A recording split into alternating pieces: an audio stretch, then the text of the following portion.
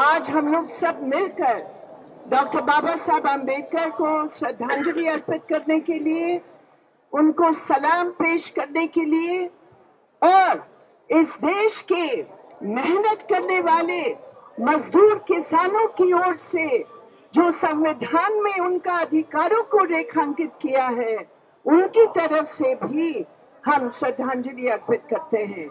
मेरे प्रिय साथियों, कॉमरेड सीताराम ने बहुत विस्तार से बात रखी है।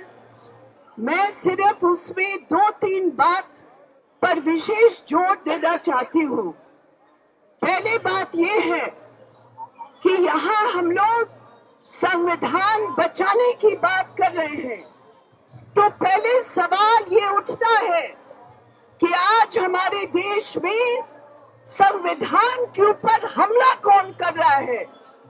वही पार्लियामेंट, वही ऐतिहासिक सदन जिसमें कॉन्स्टिट्यूएंट असेंबली के नेतृत्व करते हुए डॉक्टर बाबा साहब आम्बेडकर की नेतृत्व में वो संविधान को पारित किया। आज वही पार्लियामेंट है जो मोदी जी के नेतृत्व में उसी संविधान पर हमला कर रहे हैं।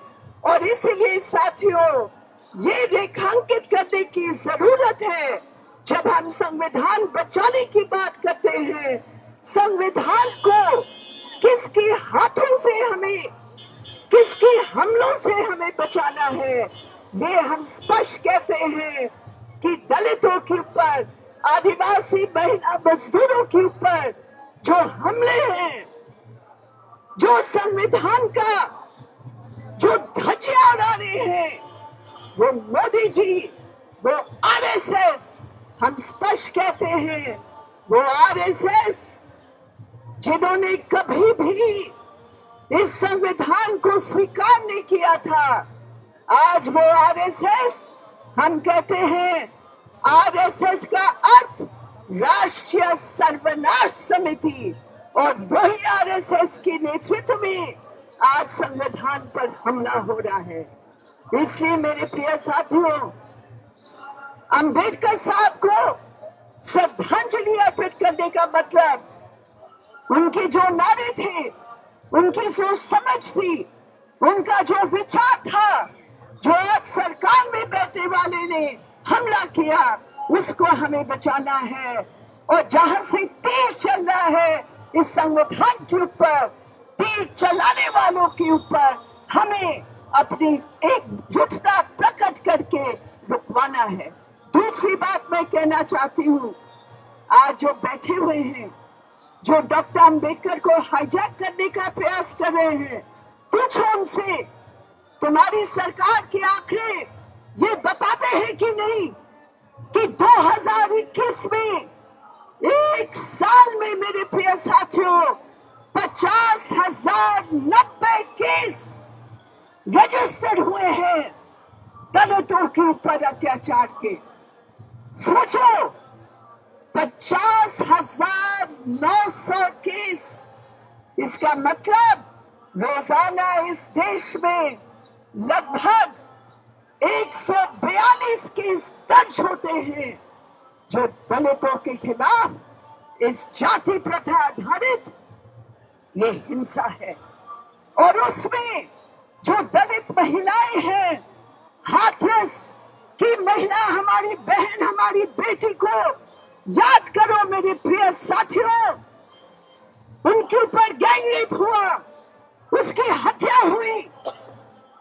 योगी सरकार ने हत्यारों को बचाने का प्रयास किया। क्यों? वो उच्च जाति के थे और उच्च जाति के आधार पर ये मनोवादी सरकार जो बीजेपी के हिंदुत्व का नारा लेकर बुलडोजर चलाती है गरीबों पर, ये हिंदुत्व का अर्थ है मनोवाद, धर्म से लेना देना नहीं है। ये मनोवादी विचार के आधार पर हमारी हाथरस की बेटी को ये अदालत ने बरी कर लिया सबको, और योगी सरकार ने उसके खिलाफ कोई अपील दर्ज नहीं की। ये है बीजेपी का असली चेहरा। बाबा साहब अम्बेडकर ने महिलाओं के लिए 1950 के दशक में हिंदू रिफॉर्म के नाम पर उन्होंने इतनी जबरदस्त पहल और संघर्ष किया, लेकिन उस पार्लियामेंट के अंदर जो मनुवादी थे, वो मनुवादियों ने उस बिल की जो आधार था उसको पारित नहीं होने दिया और टुकड़े टुकड़े करके वो हिंदू रिफॉर्म को उन्होंने किया, जिसके कारण डॉक्टर अंबेडकर ने इस्तीफा दे दिया पार्लियामेंट से। उन्होंने कहा मैं कुर्सी छोड़ दूंगा, लेकिन अपने सिद्धांत के साथ मैं कभी समझौता नहीं करूंगा। आज की राजनीति में जहां कुर्सी की लड़ाई में अंबानी अडानी का पैसे के बल पर हमारे देश की जनवादी प्रणाली के ऊपर हमला हो रहा है, हम बाबा साहब अम्बेडकर का वो रास्ता को याद करते हैं जिन्होंने कहा पद की जरूरत नहीं है, मिनिस्टर पोस्ट की जरूरत नहीं है, मैं इस समाज के अंदर जो रॉट है, जो कूड़ा है, जाति प्रथा के नाम पर, शोषण के नाम पर, उसके खिलाफ मेरा संघर्ष है, सड़क का संघर्ष है। और आखिरी दम तक उन्होंने हमारे सबके लिए संघर्ष किया। उसको हमें सीखना है।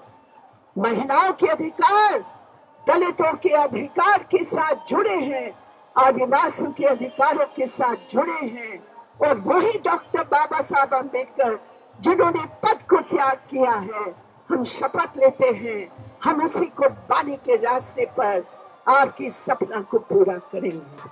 और तीसरी बात मैं कहना चाहती हूँ, बाबा साहब ने हमेशा धर्मनिरपेक्ष और जनवाद को एक साथ देखा। हमेशा उन्होंने कहा अगर धर्म के नाम पर लड़ोगे तो ये देश कभी बच नहीं सकता। और आज मेरे प्रिय साथियों, जब धर्म के नाम पर मुसलमानों और दलित दोनों पीड़ित हैं, दोनों शिकार हैं, उनके बीच में वो द्वार और विभाजन पैदा करने का प्रयास कर रहे हैं। वो कह रहे लड़ो इनके खिलाफ, एकजुट हो इनके खिलाफ, ताकि हम राज करें।